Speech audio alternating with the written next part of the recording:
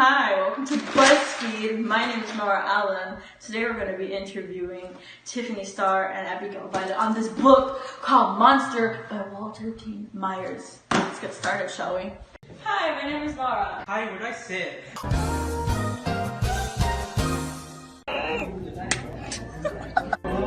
Hi, you must be Abigail. Gal. I'm just going to take you. Let's get started, shall we? So, Abby. It's Abigail. Right, Abigail. Can you explain your perspective on it? For starters, Steven. Don't worry, I got it, okay? I'm a girl. Okay. So the summary. So there's this hot guy, 16 years old, and his name is Stephen Harmon. Wait, you mean Steve Harmon? Oh yeah, what else? Anyways, Steve Harmon is like in jail while having a trial for murder. Basically, it makes this like a movie. He talks about, I guess, his life, No, that's erroneous. He gets hostility for a crime he didn't even commit. He suffers pain and loss with no family. His lawyer doesn't even give support. No one asked you for your opinion, sweetie. Now, ladies, let's calm down. We have to understand the book. So, Tiffany, continue. Alright. he starts to talk more about like the trial with his lawyer and all the bad guys that think of him like wrong. And he views himself as a bad person, but that's like so awesome. This is ridiculous. It was a horrible ending because he feels lonely for himself. That's not exciting. Well, if you think you're so high and mighty, why don't you say it? Because you took it from me! Oh. Hey, let's calm down here. We have to continue. Okie dokie then. So, Abigail. You mean Abigail? Abigail, right? So, how would you analyze Tiffany's summary? Alright. After reading this sagacious novel, I have found quite copious amount of information. For starters, it motives the book for being told in journal writing and a screenplay. We are in the process of Steve Harmon's mind, the main character, leading to the conflict on its murder of this trial. Wait, where's the Hawkeye Steven? It's Steve Harmon! Oh yeah, sorry little dude. So as I was saying... Then there's Steve's lawyer, Kathy O'Brien, as she starts to interrogate him about his innocence throughout the whole story. This prompts foreshadowing with Steve since he has doubtful feelings over himself regardless of the amount of support he receives from loved ones. We later introduce to other... Oh my gosh, you're here? Where are they? What? No, I mean the new characters are presented in the story. Alright. I wish you were here. A little awkward, but let's continue. Now, what else can be discussed about this book? Right! So we are presented with James King, a suspect, with his attorney, Sandra Petrosili.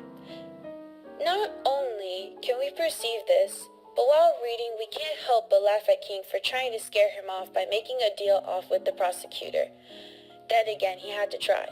Sandra, on the other hand, isn't the person for Steve. To Sandra, he's only a monster. It's even written all over the journal as symbolism to what Steve thinks he truly is.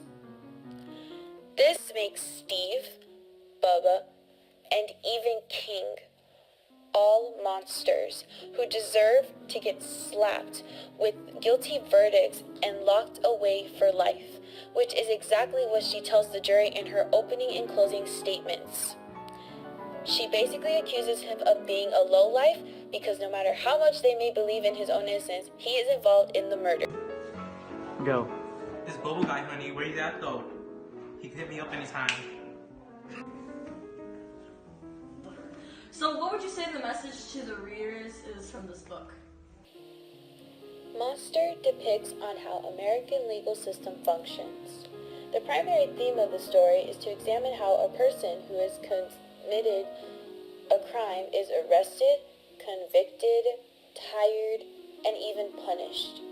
This book is based on the viewpoint through the eyes of a young African-American teenager, in which he paints a horrible images of life in jail. Furthermore, Myers brings a point to everyone who is sentenced to this facility is to be punished, whether they are guilty or innocent. By the end of the story, Steve has a different outlook. Things are typically not as bad as you intentionally think they are. It is all from your viewpoint.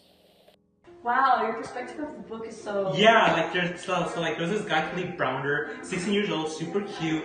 He was guilty of a robbery for a backpack in 2010. He kept on waiting for trial after trial, but the court denied him any way possible. As these 3 years passed by, he was released from Rikers Island, New York. Then again, the legal system ruined Khalid. His mental health became worse, with memories of prison and tortures during the days. Sadly, with no hope for him, Khalid said a suicide. His story created an impact not only with families, but his saying, the liege. But the legal system today, that's how we might fight more than ever and create a difference.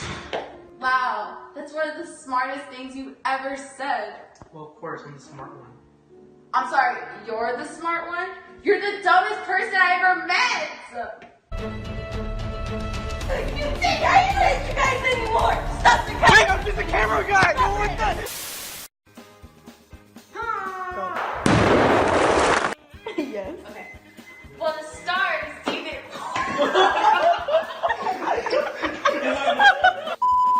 2, 1, go. Okay. Do you hear my voice just go so bad? 2, 1. Yeah! Like this guy, Khalid Browner. No, wait, stop. You don't have to go through my phone. You can pretend. Oh. Okay. That means we need you here. Me? Yeah. For what? Yeah. Joey, 3, 2, 1. Yeah, 3, 2, 1. This is ridiculous. It was a horrible ending for Steve to feel lonely of himself. That's not exciting. Well, you think you're so high now? I'm trying to remember. No, that's erroneous. Wait, I think I forgot. That was so... Okay, 3, 2, 1. No, that's horrendous. He gets hostility for a crime that he didn't even do. He even...